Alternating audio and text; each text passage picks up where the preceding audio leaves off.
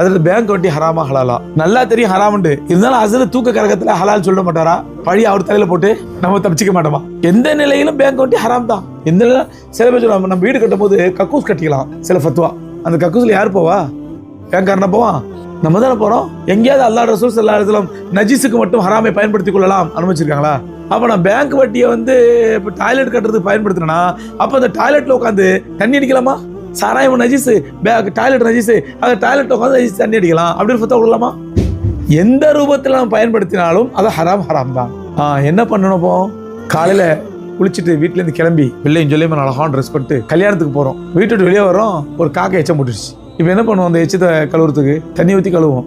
இல்லை அசரத்துக்கு ஃபோன் பண்ணி, அசரத் எச்சம் போட்டுருச்சு, இது எந்த தண்ணியால கழுவலாம்? மினரல் வாட்டர் கழுவலாமா, இல்லை பைப்பு தண்ணியில் கழுவலாமா, இல்லை உப்பு தண்ணியில் கழுவலாமா? ஃபோன் பண்ணி ஃபத்வா கேட்டுட்டு இருப்போமா? என்ன பண்ணுவாங்க?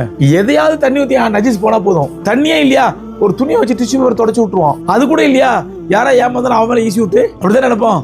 இந்த நஜீஸ் ஏன் கையை விட்டு போனா போதும். தண்ணி ஊற்றி கழுவலாம் சரி, டிஷ்யூ பேப்பர் கழுவலாம் சரி, துணி பேப்பர் இல்லை டிஷ்யூ பேப்பர் இல்லை நியூஸ் பேப்பர் எடுத்து தொடச்சு விட்டு போயிடுவோம். ஏன் கையை விட்டு போனா போதும் நஜீஸ். அது அந்த மாதிரி தான் பேங்க் வட்டிங்கிறது நம்ம மேல உள்ள நஜீஸ். அதுக்கு நம்ம யார்ட்டையும் ஃபத்வா கேட்டுட்டு இருக்காது. எப்படியா என் கையை விட்டு போனா போதும், என்ன வேணாலும் பண்ணுங்க, என் கையை விட்டு போனா போதும்.